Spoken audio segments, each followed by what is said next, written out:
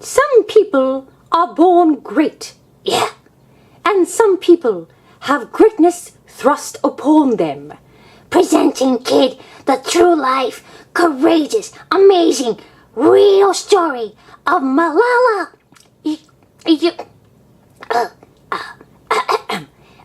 Olivia the Ostrich? Yes, Green Bear.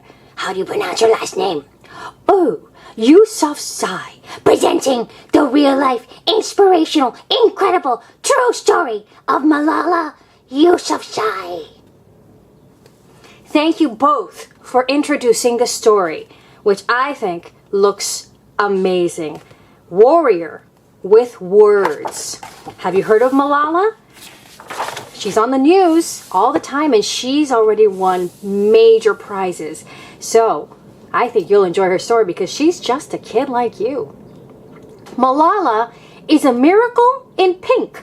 Malala is a warrior with words.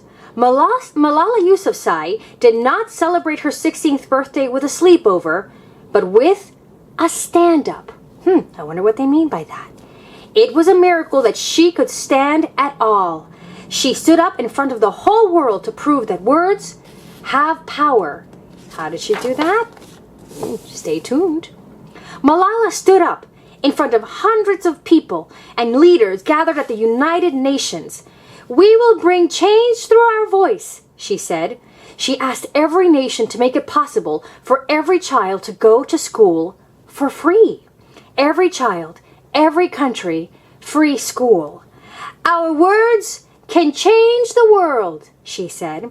And now you're thinking, but we can go to school for free in the United States. Yes, but where she came from, going to school was a struggle. Where did Malala learn what she could do with her voice and her words? Malala was born in Mingora on the River Swat in northern Pakistan. She remembers my Swat as a land of sweet green valleys and mountains shimmering with snow where people came to refresh their spirits with their families. Malala's mother, right there, was the heart of their home. She's quiet, but she is a strong and determined supporter of her daughter. Malala's two little brothers, right there, they kept chickens. Malala kept books and also a notebook filled with her own words. Malala's father, right there, named his daughter after Malala of Maiwand, a brave woman whose poetry helped save her village from invaders more than 100 years ago. How about that? He named her after a brave woman, and she grew up to be a brave woman as well.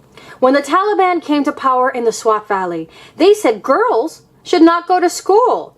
Malala's father, Ziauddin Yousafzai, was the principal of a school for girls. He encouraged his daughter to tell the world about those difficult days. Malala wrote a blog that was printed in her native Urdu and also in English by the British Broadcasting Company. You hear it for short, the BBC. She used the name Gul Makai so that no one would know who was really writing the blog, because she knew that would be dangerous. I was getting ready for school, Malala wrote, when I remembered that our principal had told us not to wear uniforms and come to school wearing normal clothes instead. So Malala dressed in her favorite pink, and the other girls also wore bright colors. During the morning assembly, we were told not to wear colorful clothes as the Taliban would object to it. So the Taliban, as you can see, doesn't want girls to go to school, wants to control how they look, how they dress, how they act, how they behave.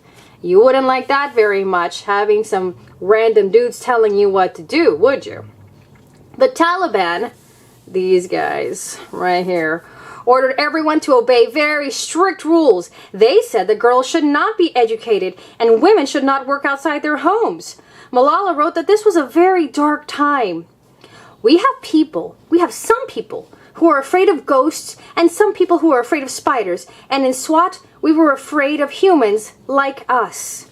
So they were afraid of these people that lived among them who were telling them exactly how to live their lives and trying to control the girls. Notice they don't have those rules for the boys. Just before winter vacation, the Taliban announced that all schools for girls in the Swat Valley would close on January 15th forever. Many of Malala's friends were afraid. Only 11 students came to a class that normally had 27 children. And look at them. They're looking around the corner. They're hunched over. They're hunched together. They're sneaking in. They're afraid because they know somebody's watching them. That spring, when Pakistan's army began fighting the Taliban, Malala and her family left the beautiful Swat Valley.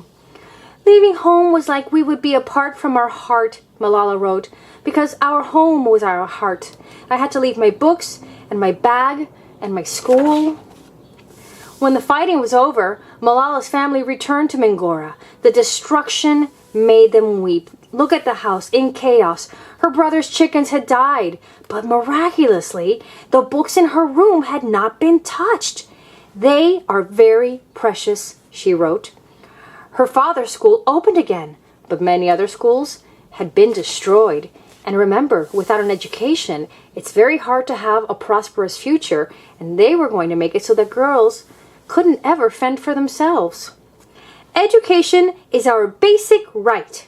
Malala was sad and angry. She began rioting and speaking out to everyone who would listen, and she did not hide her name anymore. Malala wanted to prove that peaceful words have power over violence. Every day, she went to school with her pink backpack and filled the pages of her notebook with words. Education is our basic right, she wrote. She won Pakistan's first National Youth Award for Peace in 2011. Wow, she was just a teenager getting all that attention.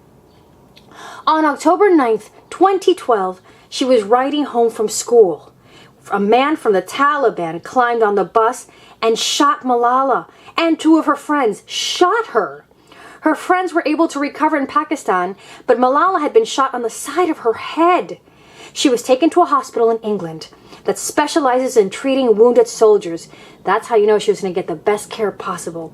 Her family and friends feared she might not live. That was a serious injury. What happened? Miraculously, Malala recovered with no injury to her brain. That is a miracle. She spoke at the United Nations only 9 months after the shooting. Nothing changed in my life except this, Malala declared. Weakness, fear, and hopelessness died. Strength, power, and courage were born. I am the same Malala. My ambitions are the same. My hopes are the same. My dreams are the same. Malala and her brothers are now going to school in England. Malala is sharing her dreams and her words around the world. People around the world are answering with rallies, prayer vigils, and marches singing, "I am Malala." With support from her parents and many other people, she started the Malala Fund to give girls hope for a better life.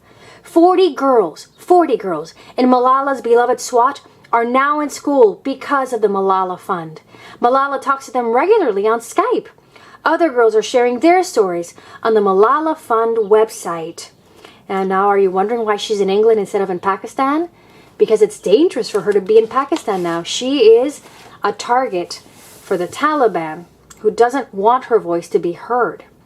Malala says her dream is to be a politician and help save her country.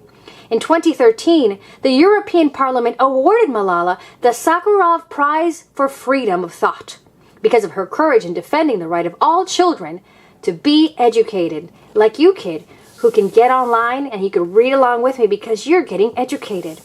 Malala is a miracle in pink.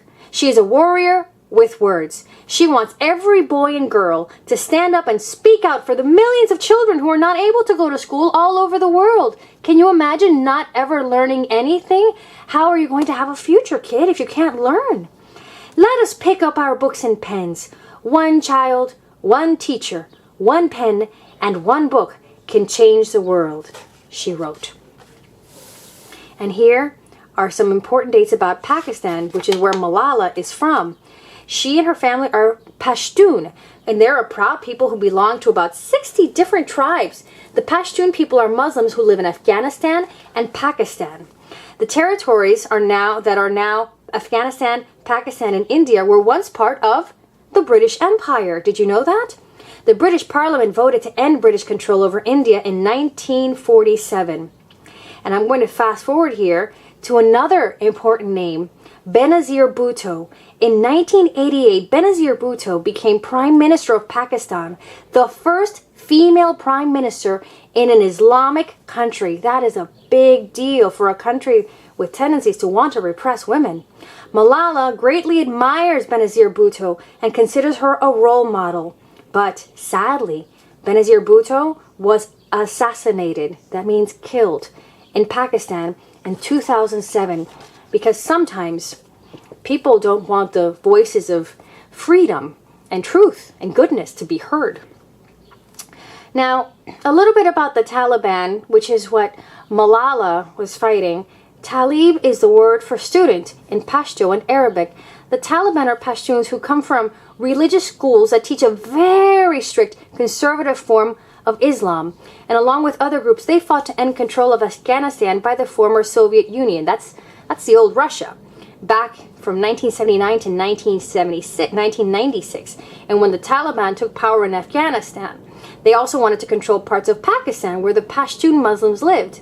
That's Malala's people, especially the northwestern areas like the Swat Valley. And now, of course, you know so much more about Malala's struggle and why she's such an important figure and so inspiring. She is, isn't she?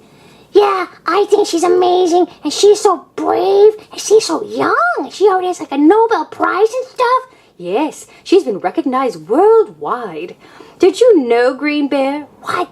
That according to this book, 57 million children around the world are not going to school. What? You mean like they're on vacation? No, that's 57 million children who can't go to school because either they're in countries where there's war, or violence, and you can't go to school. Oh no, that's terrible. Education is so important. Like, I love taking my honors classes and taking my gifted classes so I can learn because my brain needs information all the time. I understand that desire. Well, child, I hope you've learned something today, something important about the value of education and how some people around the world have to fight for it. Yeah, so you make sure to fight for the best grades you can possibly get and be a brave example like Malala. Wow, what a lady. Indeed. See you next time, kid. On KidTime StoryTime.